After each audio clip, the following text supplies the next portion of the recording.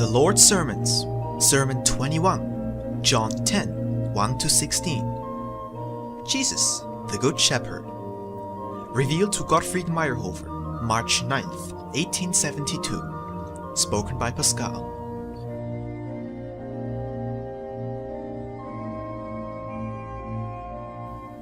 Verily, verily, I say unto you, he that entereth not by the door into the sheepfold, but climbeth up some other way, the same as a thief and a robber.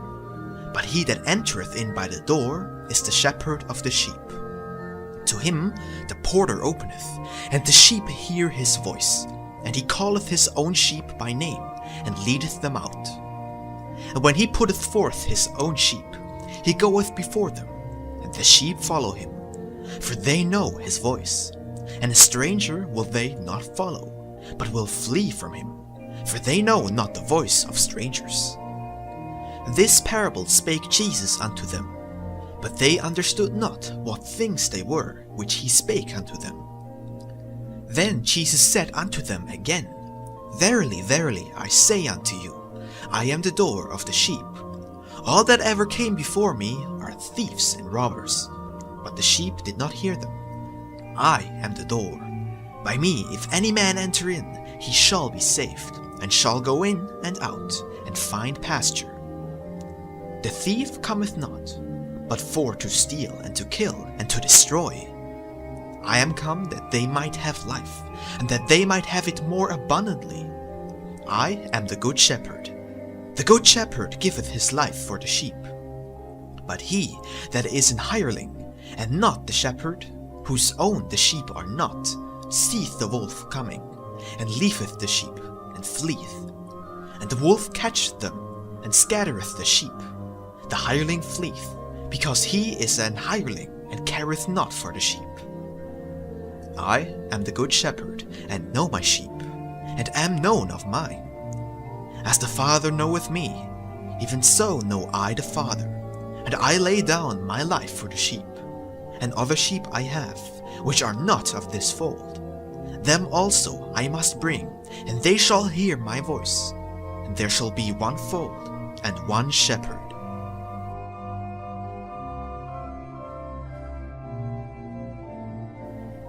Thus says the Lord.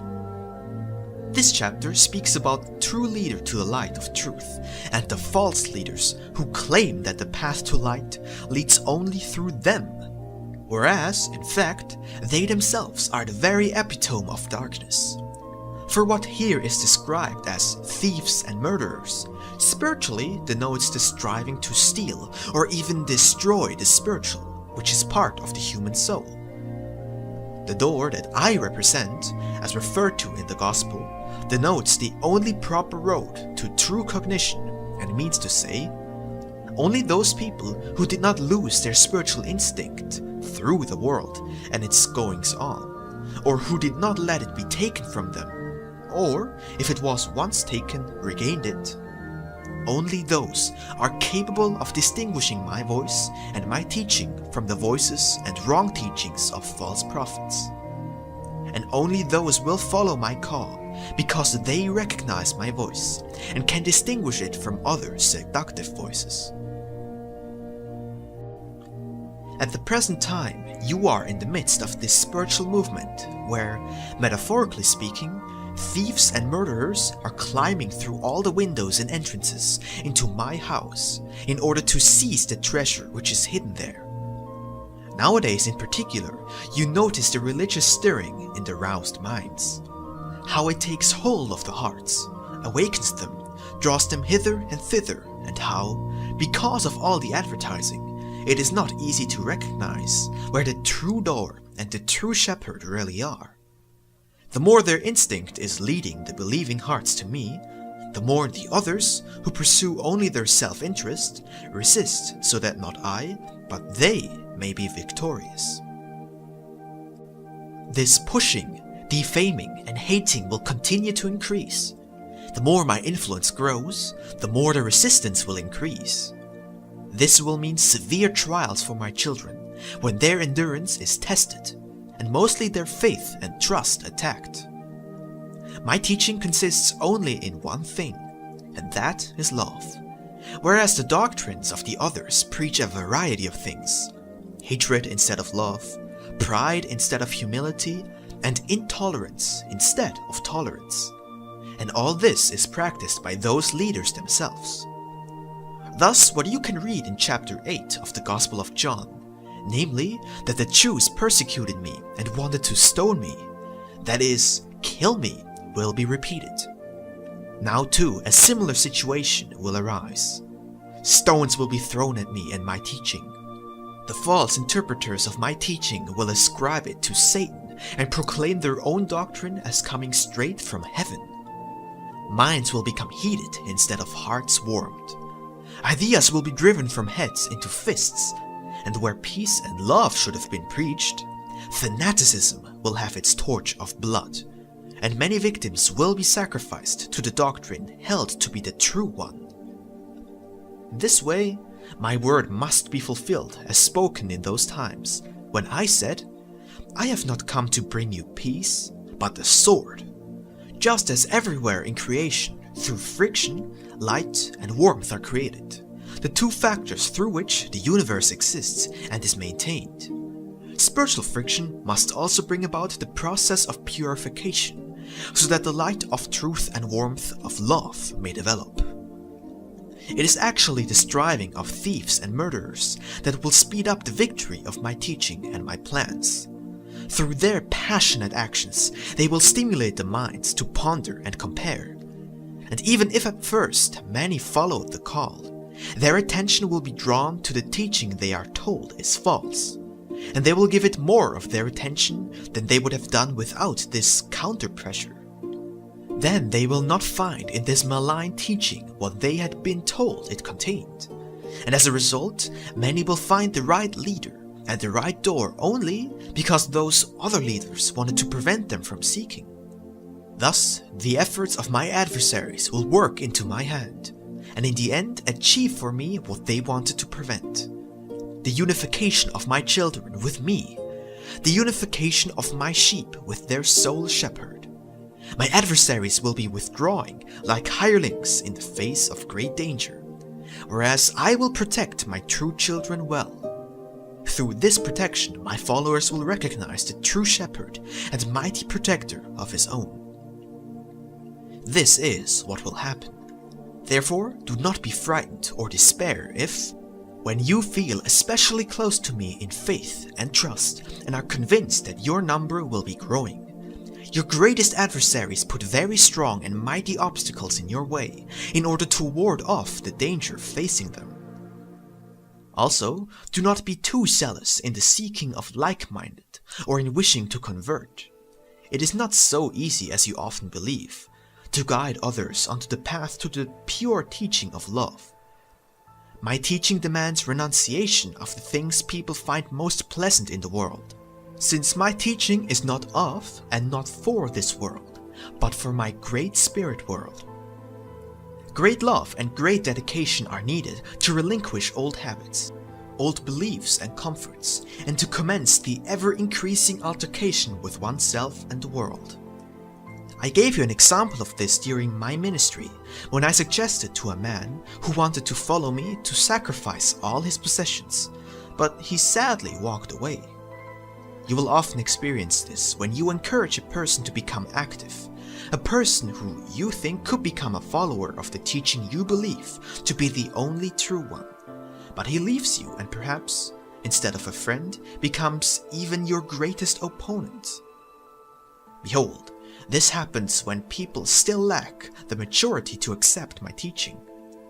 Therefore, wait until the hungry come to you of their own accord. Then give them bread, but also that only in accordance with their capacity for comprehension.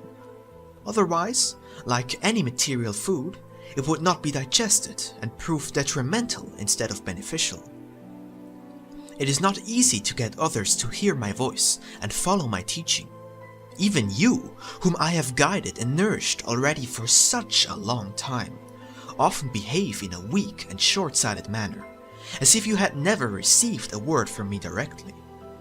How often you want to combine the material with the spiritual in your foolish delusion, because to obey the latter would cost you too much effort or demand of you too much self-denial. If you already act like that, what can you expect of others who, only just having reached the door, still lack the courage to cross the threshold and leave behind all that used to be so important to them? Therefore, be careful when you choose your friends. Do not worry about the opponents. The farther time progresses, and the more the number of my sheep increases, the less my teaching can remain unknown, and all the greater will the opposition to my teaching and its followers become. The fight has to flare up. Only the persevering will be victorious, and these will be my children, because they do not only believe my voice and my teaching, but also know that only this leads to the goal, and that I am the door and the only way by which to enter the infinite realm of the spirit and not have to suffer there, but be rewarded with great bliss for the struggles endured. This is the way the process of life develops. The spiritual must be freed from matter.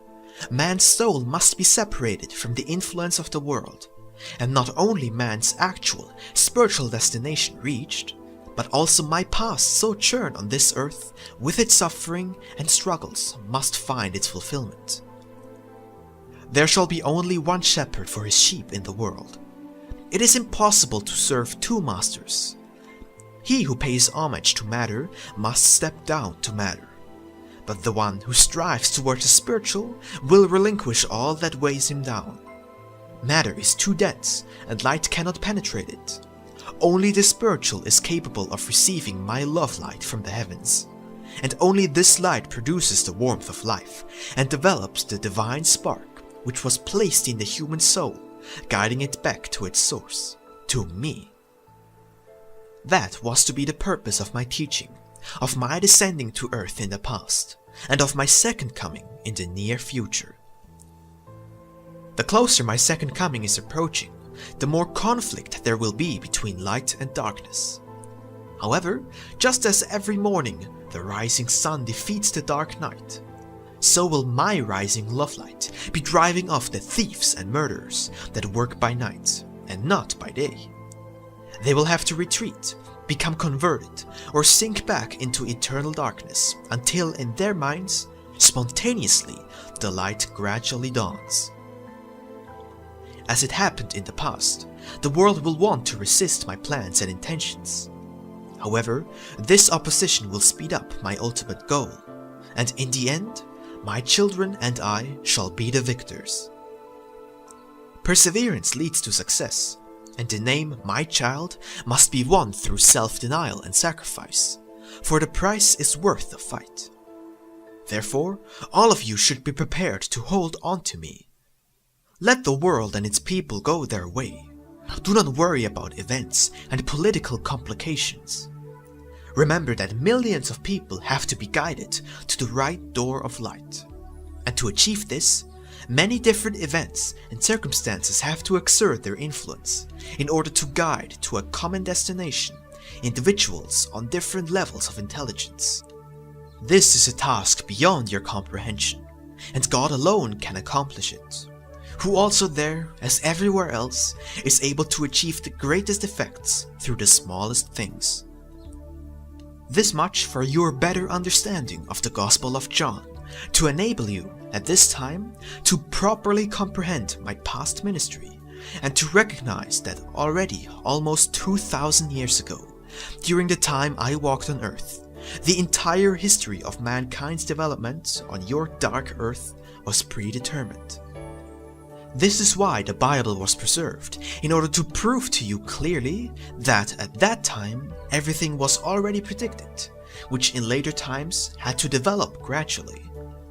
However, only the reborn, the one with spiritual vision, is able to see it all clearly, as in a mirror reflecting the future.